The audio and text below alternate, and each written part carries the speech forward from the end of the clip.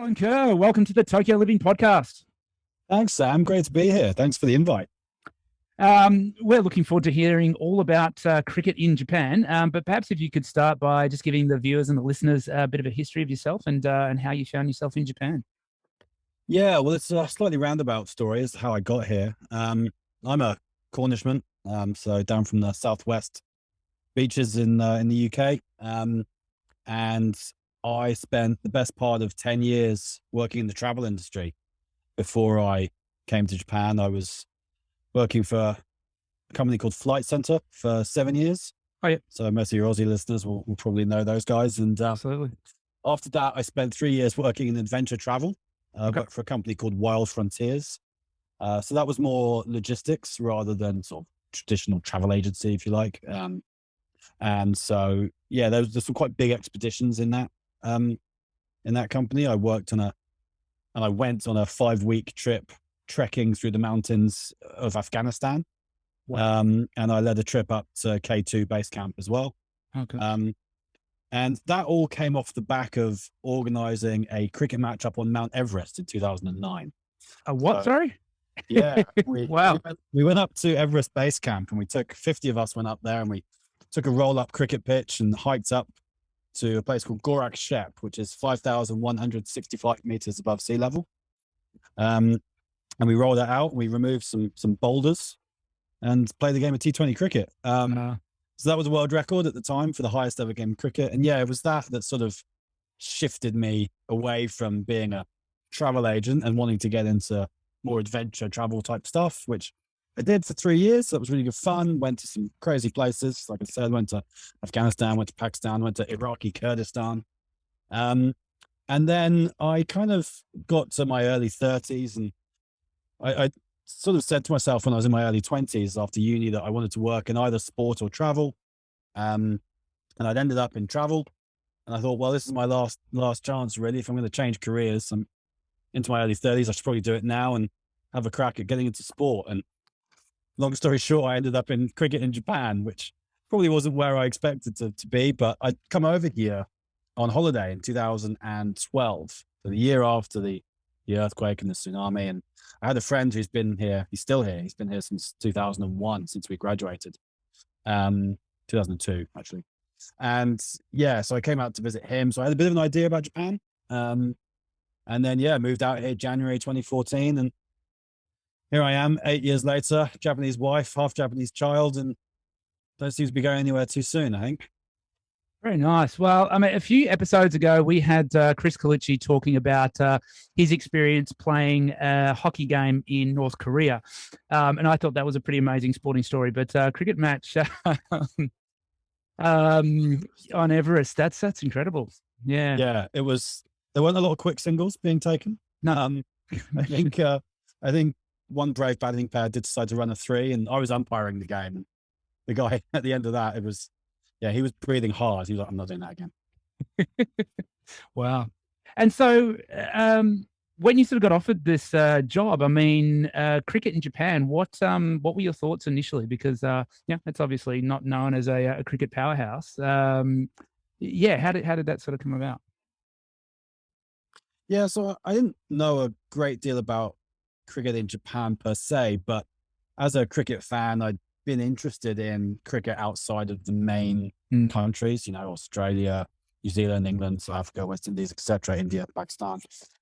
So because I'd spent a bit of time in Nepal, I'd been following cricket in Nepal, and I'd also seen during the sort of mid to late 2000s, the rise of Afghanistan cricket. And so because of that, I kind of had an eye on, for want of a better word, smaller cricketing nations. So I'd seen Japan kind of in that mixture. So I knew Japan played cricket. And I wasn't really sure what the landscape looked like. So when I saw the job advertised, it was initially a role to put in place a structure for junior participation. So that was the Cricket Blast program, which is for under 12s. It's all, plastic bats, rubber balls, emphasis on having fun and expressing yourself. So they wanted a structure put in place for that. So I came out here, and I had no experience in working in cricket, but, project management and managing staff. We were we were just talking off air about, cultural challenges around communication and things like that. And, they wanted someone who could work with the Japanese staff, but also work with the cricket side of things and programs from overseas to try and insert them in here. So Yeah. because I'd spent a bit of time living in the pool, I went out and spent 3 or 4 months out there after the Everest cricket match. And I'd spent some of my formative years in Hong Kong as well. So I'd fairly well traveled. Yeah. And so I very much had an itch I wanted to scratch of living abroad and really having a proper go at it. Yeah. Yeah. So it appealed on that side. And also having a friend here away from the industry, I think made quite a big difference, because Sure. kind of need an outlet as well. Otherwise, we just the only people are the people you kind of involved in the work environment. So that's been really helpful. But the job itself, it came out to roll out this under 12 Cricket Blast program, which is still going strong now. And we'll probably touch a bit more on that later on. But I did that for the first 2 years and then moved into the role I'm in now, which is sort of overarching cricket operations, heading up that and all the stuff that we do. But in terms of coming to Japan, like I said, I knew a little bit about the country, but I do remember a conversation I had with a friend of mine shortly before I left, who was just saying, yeah, Japan, it's hard to imagine a culture more different from our own. And at the time, I didn't really know what he meant, but certainly since I've been here and working here, it's pretty clear that there's a lot more to Japan than meets the eye, and there's a lot more to the people. There's a lot more to the way things are done than you first realize. And my boss in my previous job, actually, he told me he came and spent a year here on the JET program as a teacher, and he'd said to me that you sort of arrive in Japan and you think to yourself, oh wow, this place is so different. There's all the neon lights and the weird foods, and it's crazy. And then after about a month or two, you kind of settle in and you think, it's not so different. It's a, first world nation. There's underground trains and buses, and people work there 9 till 6 or whatever, and it's kind of normal. And then you go through that for about another 6 to 9 months, and then towards the end of your first year, you're like, nah, this place is really different. You just start to realize. And I went through that exact journey. So my first year definitely had its ups and downs, and I think getting through that first year was almost the biggest achievement, and staying, and it's certainly got easier since then. Yeah. Just going back, I find it very interesting that you consider England as one of the main cricket nations. Oh, come on. I'm surprised there.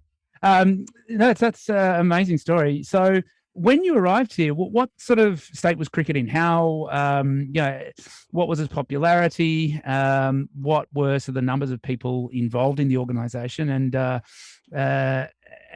I guess sort of going forward a little bit, on your website, you've got a really good strategy of development of cricket between sort of 2018 and 2022, and very specific and clear goals and a sort of strategy in terms of how you're going to achieve that. How did you go from sort of seeing the state of cricket in Japan when you arrived to, I guess, 3 or 4 years later, formulating those goals and putting together that strategy? Yeah, I think when I arrived, I really wasn't sure what I was walking into. And I think myself, like a lot of people, I was surprised at how much cricket is played here. Like when I got here, I think there was around just shy of 3,000 registered players playing in competitions, which seemed like a lot. But when I look at it now, compared to the structures that we have, like the structures they existed, but they were still very much in their infancy. So, for example, you would play in an under 12 program with, you have plastic bat, rubber ball. There was no kind of, it's a very basic structure to it, but nothing kind of organized. And you'd go from that into men's hardball cricket, playing, against 45-year-olds. So now we've changed all that around. So there are under 15 leagues, there are under 19 leagues. The university league's always been in place, but we have sort of a second division, first division, second division, third division. So it's a lot easier to find a level to play at for anyone coming in. And as you mentioned on that strategy that we have on our website, our goal was to hit 5,000 players by the end of this year, and we were tracking pretty well for that. We got up to about just over 4.5 in official competitions before the pandemic started. And numbers are waning a bit now. I'm actually in the process of putting all those together and reporting them to the ICC. I've got a deadline on Monday, as happens. So yeah, we're a bit down on where we were, but we're still, we're a bit down on our target, but we're still ahead of where we were. So it's still been a good sort of few years in that sense. And you look at the number of teams, I mean, without boring you with all the structures, we have a Japan Cup, which is our 2020 competition, which is open to anyone. So you could contact me around the start of the season, so around now, and you could say, Alan, I've got 10 mates and myself, we want to enter a team in your Japan Cup competition. I say, that's great, Sam, where do you live? And you say, I live in Chiba. I say, okay, we're going to put you in the East Kanto region, and you're going to play in Japan Cup over there. And you'll play 5 or 6 games over the course of the season, and anyone can do that. So when I first got here, I think there were 13 teams in that competition in Kanto, and there were a handful scattered around the country. And as of last year, I think we hit 60. 60 teams. Wow. Yeah, like that is a big growth. So it's not just the numbers that are growing, it's also the amount of cricket they're playing and the quality of cricket they're playing. Yep. For me, that's probably been the biggest change. And how have you been able to drive that sort of improvement in the skill level and the quality of the play? Yeah, well, I think we've very much invested in youth, and that's been a strategy right from before I arrived. But putting a lot of focus on those junior cricketers, making sure. I mean, it's tough. Anyone listening to this will probably have come across the Bukatsu system, and cricket's not a Bukatsu basically anywhere. There's like 2 or 3 schools that have cricket Bukatsu, so you're competing against that. So for us, we have to get the kids before they're 12, so get them in elementary school. Hopefully they fall in love with the sport, and then some will find a way to keep playing, and others may drop out, but then hopefully come back again. We have seen a bit of that as well. So the under 12 kids, they're very open to trying new things, and they're very interested in a sport. When they see a sport like cricket, that is the second most popular sport in the world, being not that known in Japan, they're like, wow. They see videos of stadiums with 100,000 people in. They're like, how do I not know about this? And they're curious and they want to learn more about it. So getting people in, and once you make the experience enjoyable enough, people want to come back and do it again. And so that's been a huge part of what we're trying to do, not just for the kids actually, but also for the adults. So we are trying to do more social cricket as well. So just 6-a-side modified formats. So, again, you could come along with 5 of your mates and enter into one of our competitions and just have a bit of a hit and a giggle, and have a barbie on the side, and maybe a beer or 2 as well. And just, have a fun day playing a bit of cricket. And, we're really trying to do more of that. And that's a way that we want to introduce cricket to more sort of casual Japanese people as well, and start building more of a fan base.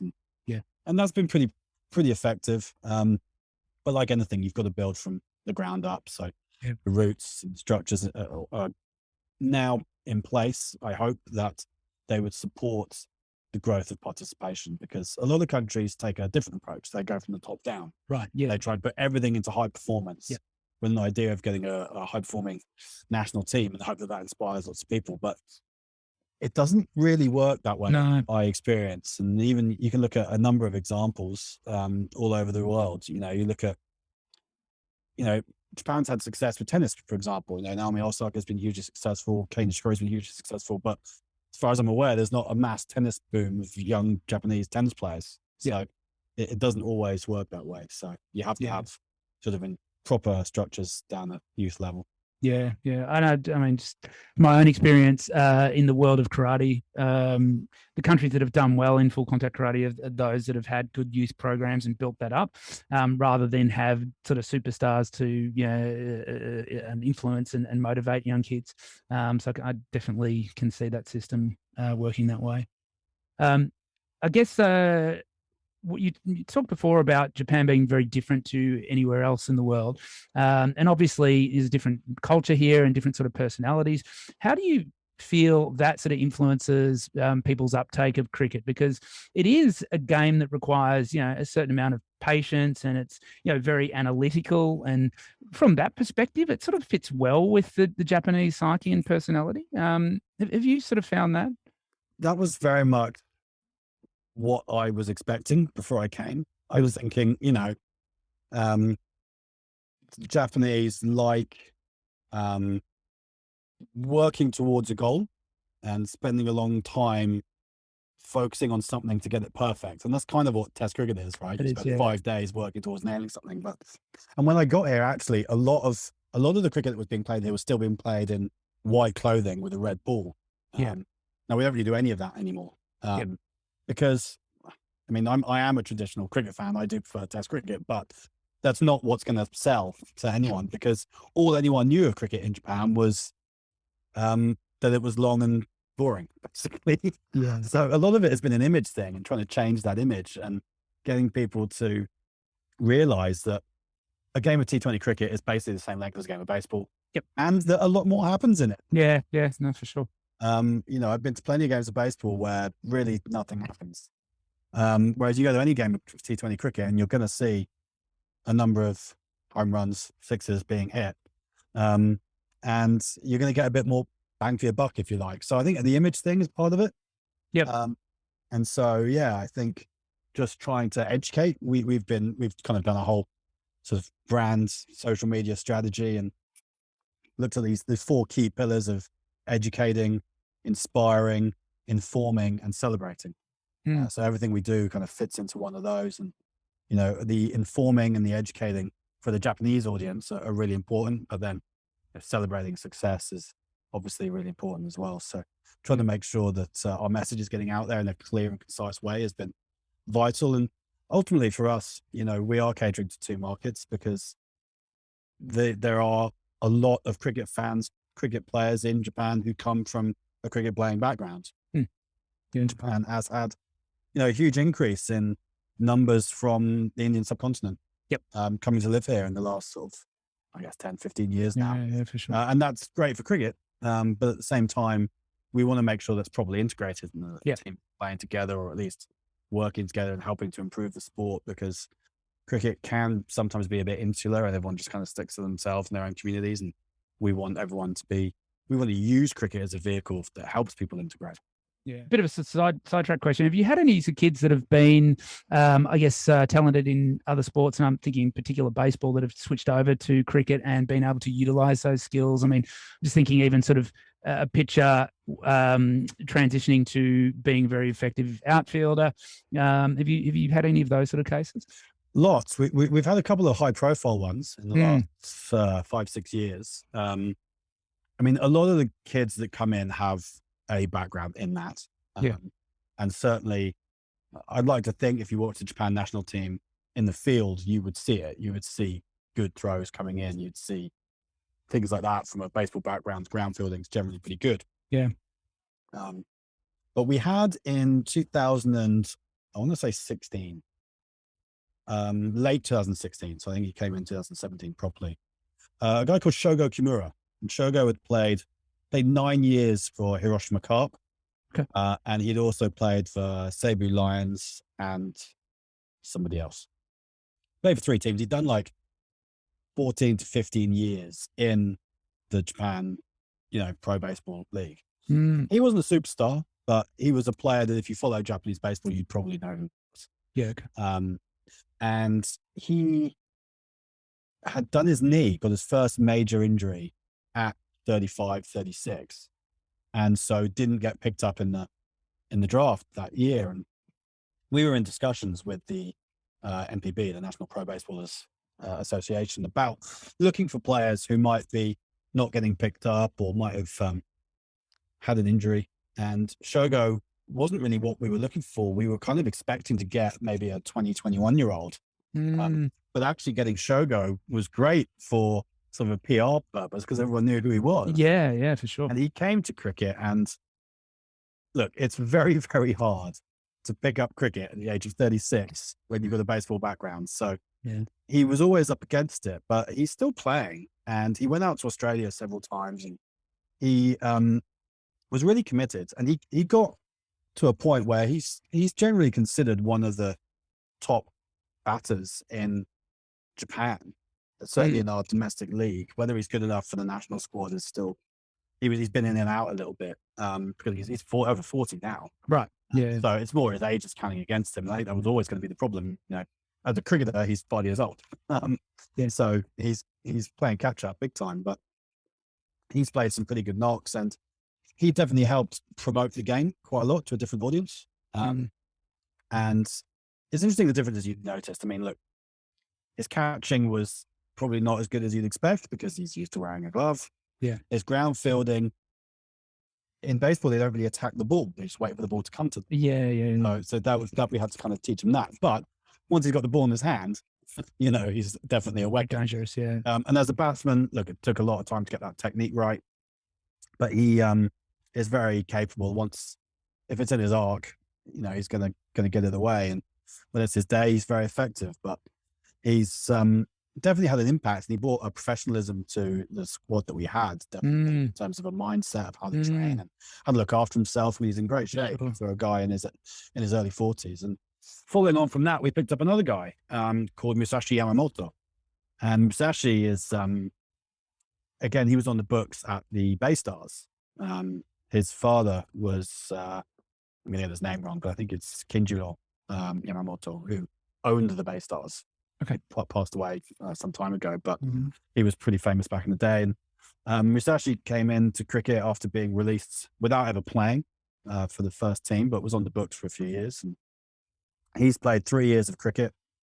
And in the last 2 years, he's hit 300s, one in a 40-over game and two in T20 cricket. Well, he was going along really nicely, but unfortunately, he's given it away this year and decided to go and play golf instead. Oh, really?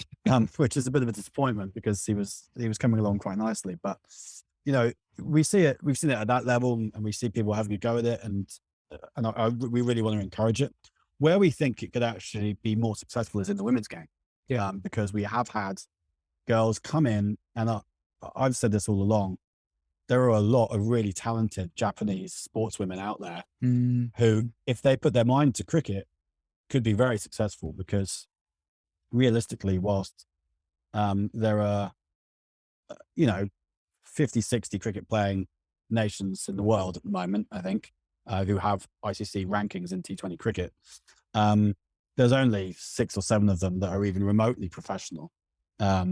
And really, Australia are miles ahead of everyone else. Australia and England have full-time contracts. I'm not sure there's too many others who actually have, full squad of professional players. So the Japan women's team have competed in the past. They won a bronze medal at the Asian Games in 2010.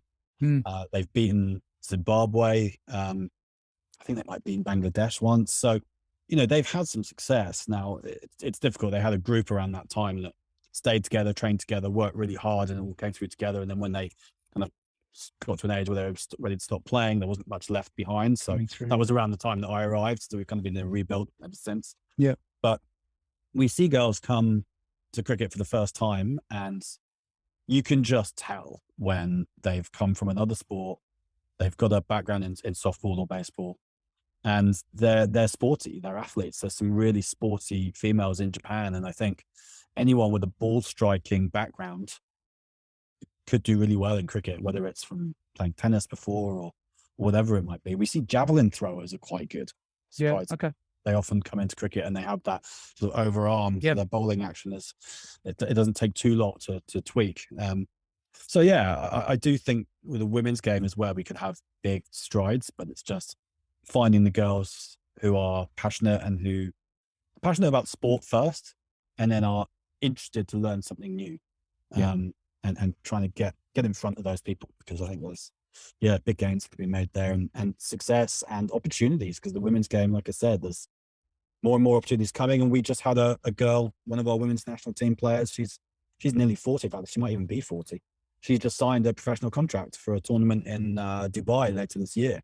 Wow. So she's flying out there to play with some of the best players in the world. And it's the first time a Japanese cricketer has signed a professional contract. So that's awesome. Opportunities are there. Yeah. And so, I mean, you talked a bit about the national teams there. I mean, how is that structured? How are those teams selected? What sort of competitions do they play in? And what have been, I mean, you mentioned there the women's sort of a decade ago, having some success. What are some other successes that that Japan have had on a sort of international level? Yeah, so we play in the ICC tournaments predominantly. There are World Cup qualifiers. Sorry. That's the big old clock behind me. We play in the ICC World Cup qualifiers, which are basically every 2 years now. And we play in the East Asia Pacific region. So mostly we'll play against South Korea, the Philippines, Indonesia, and those would be in the Asia region. Then we play against the islanders. So we play against Fiji, Samoa, Papua New Guinea, Vanuatu, Cook Islands, guys like that. And in the men, I think we play against all 8 of them, and in the women there's a few less. And in the under-19s, I think there's only 4 or 5 teams that go in. So you have men's, women's, and under-19s playing for the World Cup qualifiers. Yep. And there's a lot of different structures in terms of the pathway. But the under-19s, for example, if you win your regional qualifier, you're straight into the World Cup. Right. So, okay. In 2019, the Japan under-19 team won the regional qualifier. And for me, it was incredibly satisfying because that was 5 years after I arrived, and 11 of the 14 players came through that Cricket Blast program that I'd set up. Oh, really? Wow. In 2014. So to see all those kids suddenly qualified to go to South Africa, some of them had never left Japan before, didn't even have passports. And we took them out to South Africa, which was an incredible experience for these kids. And, I was really proud of the group. We had a lot of sort of full Japanese kids, but we had a lot of several half Japanese kids, and we had a couple of kids who were sort of second generation. So they're from maybe Indian families or English families, but they've lived here and grown up here. And these kids went out to South Africa and they played against England, played against India, played against Sri Lanka and New Zealand. The scores were a bit ugly, but it was a fantastic experience out there.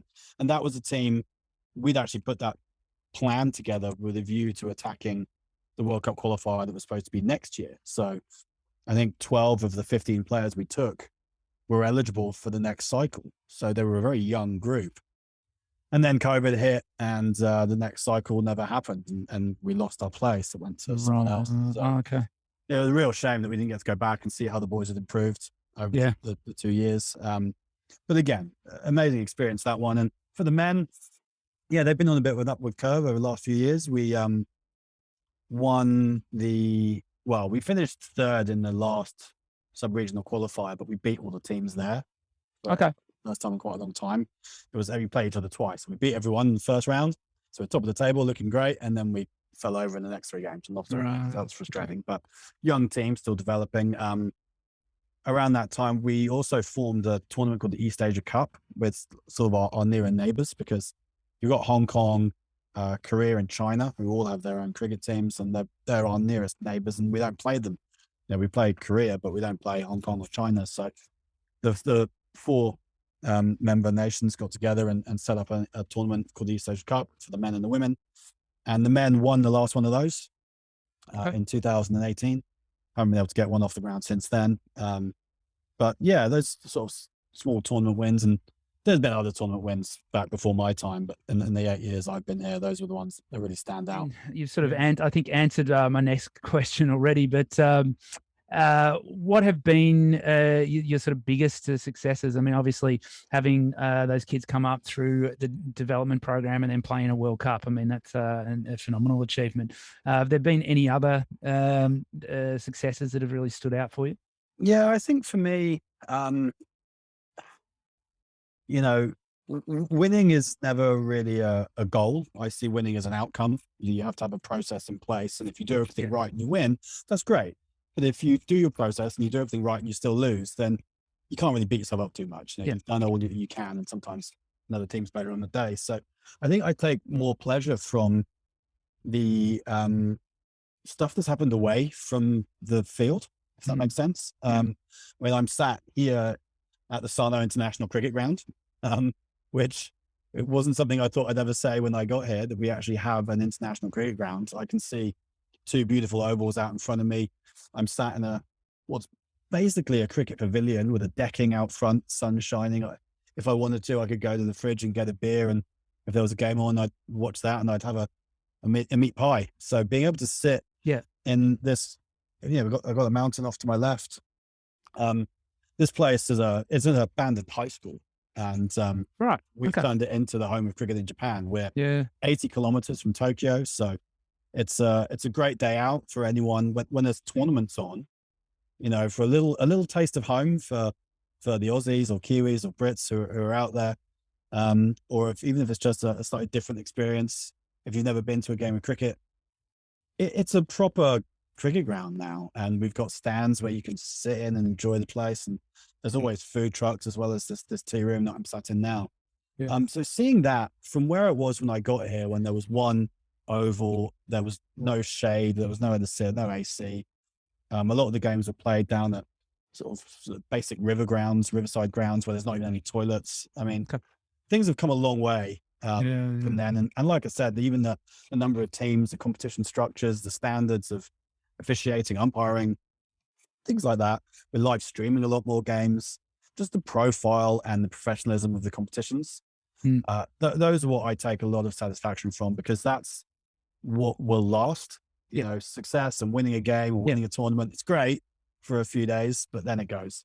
Yeah. And for me as an administrator, you know, if I was to drop dead tomorrow, the structures that I've put in place and I've worked with my colleagues to lay out here, that they're hopefully going to stay, you know, long after I'm gone. Yeah. Yeah. It's an amazing achievement. Congratulations, really. On the flip side of that, what would have been some of the biggest challenges of the whole thing? How long we got? Yeah. I think for me, when I first arrived, just getting to grips with how things work in Japan. So when I was working in the junior participation area, you know, the way that the teachers move around the schools, Mhm. every academic year, no one knows from one year to the next what school they're going to be in. So you try and build relationships with teachers to get them to deliver cricket, because ultimately we're a small organization. You know, we've only got 8, 9 full-time members of staff. We can't be going into every single school in Japan. So we have to train the teachers to go and deliver for us. But teachers often don't want to learn a new skill because they don't know if they're going to still be in the same school the next year. Yeah. Yeah. Set something up that's not going to last. So that's a real challenge. We have our drop-off points. I mean, I'm sure you experienced the same, you know, in your karate career and watching even now, you know, kids hit 13 and they go into the Bukatsu system and you lose a load of kids there. Kids hit 18 and go to university and you lose a load of kids there. Yeah. Now, the biggest challenge I've got now is kids, not really kids anymore, finishing uni and starting work. Right. And trying to, particularly in Japan, trying to explain that it's A, possible, and B, beneficial to play sport and have a career. It doesn't Yeah. have to be all or nothing. You know, Exactly. it's and that, you know, it's difficult because we are talking about high performance. I'm talking about players who are in our national squads and they take that very seriously, as they should. But at the same time, when they're walking away from the sport that they've really enjoyed for a number of years, because they think in their mind they can't put enough time into it to justify being in the national setup. So, well, hang on, you know, we can find a solution.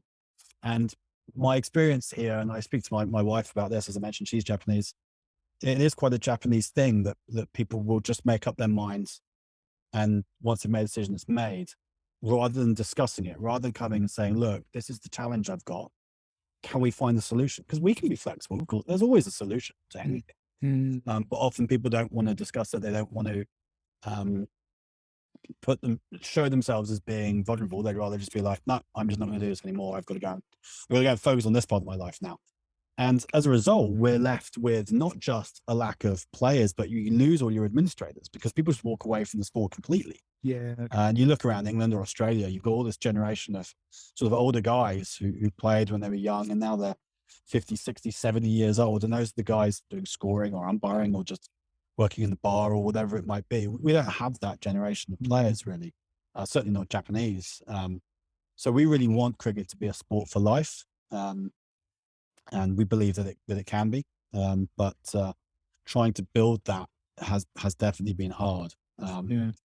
And you know, the Japanese lifestyle, you know, the working hours are pretty crazy, and particularly when they're first out of university and just first getting into the working lifestyle, it's a tough place to be. And I do have sympathy for them, because getting time off is hard, and they feel like if they don't put everything into their work, well, that might suffer, and you've got to have a job, you've got to pay the bills. So, Yeah. you know, I think for me, just I always believe that you can find a solution through talking, and a lot of the guys don't give us a chance to have the conversation. So that's Yeah. a bit of a battle. Yeah. Yeah. And I mean, you've obviously done a brilliant job in your time with the organisation already. What are your goals sort of beyond 2022? Where would you like to see cricket in Japan be in 5 years' time, 10 years' time? Yeah, well, when I arrived, we was just sort of setting out on this kind of 20-year vision, if you like, working towards 2032. Um, and the goal by then really was to have, whether we haven't really defined it, we're kind of doing that now, but whether it's having some form of professional cricketers, professional league or something, cricket being more part of the fabric of Japan's sport, Mhm. being reported on the news or whatever. You want it to be not so gimmicky, like um, all the features I'd seen prior to Shogo, really, prior to Shogo Kimura coming. A lot of the gimmicks on cricket, a lot of the news pieces on cricket were very gimmicky. They're very much, oh, look at this weird sport. Mhm. It's so hard. We don't understand it. Ha ha ha. Mm. Which, I guess there's no such thing as bad coverage, but it wasn't great. But once Shogo started playing, the narrative changed a little bit, and people Yeah. started saying, well, here's a list of the top 10 highest sportsmen and women in the world, and 3 of them are cricketers. Yeah. This is a serious sport. We should probably look into this. And that definitely, I mean, whether it should be or not is debatable, but that was definitely been a motivator for some people, I think. So, well, this is the ceiling. Well, maybe we can shoot for the stars here. And so I think trying to get professional cricketers, there are a lot more, like I mentioned, with Shizuka Miyagi, the female cricketer who just got a contract. There are a lot of opportunities out there for men and women. There's a lot of T20 competitions, and whilst making a living full time might be quite tough, I think it's definitely possible to earn and support yourself at least part time whilst doing something else. Mm. So we want to see more people getting those opportunities. If we were to have a competition ourselves, whether it was even just sort of a week-long competition which attracted some of the best talent and was sponsored by big Japanese corporate companies, having something like that would be great. It would just shine the spotlight on Japan cricket, even if it was just for a week or a few days. It gets people just knowing that the sport's here, and that would be a great thing. And likewise, TV coverage, more grounds, more access, just bigger numbers. For us, we work with our regional associations. So we've got sort of Northeast, Southwest Kanto. We've got grounds in Tohoku and in Osaka. Mm. And we want to develop those. We've got the Asian Games in 2026 in Aichi. Okay. So that's a bit of a goal. We want to be performing well enough in the short term that the Japan Olympic Committee agreed to send both our men's and our women's team to that event. Right. And then ideally, pull up some trees in that event, knock over one of the big boys or for the girls to see if they can get a medal again. So, that's really exciting, because if we do well in that event on Japanese soil, Yeah. you think that could really capture some attention. So Sure. that's been something we've been talking about for a long time, and trying to find the right players. If I was a 15, 16-year-old girl who loved sport and wasn't quite sure which way I wanted to go, cricket would be a really attractive option, because, with 4 years of good training, if we got the right group together, there's no reason why Japan couldn't get a medal at the Asian Games. That's fantastic. Well, it's been an amazing story. It's really interesting to hear all about it. Just starting to wrap up now, if people are listening and they've maybe played cricket in the past and they want to get back into it, and may not have realised that there's actually a scene here, or if they've never played and want to get involved, what's the easiest way to get started? And I guess if you can maybe give some details on the website and social handles and things like that as well. Yeah, definitely. I mean, there's plenty of information on our socials. So Twitter, which is just Cricket Japan. Instagram is Japan Cricket, I think. You should be able to find them easy enough, just the 2 keywords. Facebook as well. All our information going up there. The website is cricket.or.jp. It's a dual language website. Obviously, we've had this chat in English, but everything's there in English and in Japanese. And most of the content we put out is in both languages. People who don't know what cricket is, there's a whole series of what is cricket content, so people can watch those videos and sort of get an understanding of the sport. For more information, we're always looking for umpires, coaches, scorers, volunteers in general. The email address is just info@cricket.or.jp. So send in an inquiry through there. I should probably plug my own podcast, shouldn't I? Yeah, for sure. Absolutely. The Japan Cricket Podcast is just me wittering away, much like we are here. Yeah. To various members of the cricket community. It's a good place to learn about the people and the competitions. And certainly we're about to enter series 2. So I'm going to be chatting a bit more about how people can get involved and what areas there are. We're looking for commentators as well, actually, is something we're looking for this year, particularly if anyone can speak Japanese and knows a bit of cricket. There's always looking for space there because we will be streaming more stuff this year, and it's always great to be able to up the quality of our coverage. So yeah, look, there's loads of opportunities for people to get involved. Like I said, Sana's a great place to come and spend an afternoon as well. So those are the key areas, but likewise, if there's kids, we've got pockets of cricket activities happening in Akishima out in Western Tokyo, Kawasaki at the British School facility down there. We're running a club, and there's plenty of stuff over in Chiba as well, and a whole host of guys around the Edogawa sort of Kasai region down there too. Outside of that, Osaka, Kaizuko, Kyoto, there's cricket down there too. So yeah, it is more widespread around the country than you'd think, but predominantly the 2 big cities of Tokyo and Osaka is where you'll find most of it. But we're very keen to hear from anyone who's interested. Awesome. Well, Alan, it's been a pleasure. It's been great having you on, and congratulations on what you've achieved with the association so far. And yeah, all the best for the future. And yeah, thanks again for coming in for a chat. My pleasure. Thanks a lot, Sam. Really appreciate the coverage, and good luck with Club 360. You're doing a great job there as well. Thanks, mate. Take care. Have a good day. You too.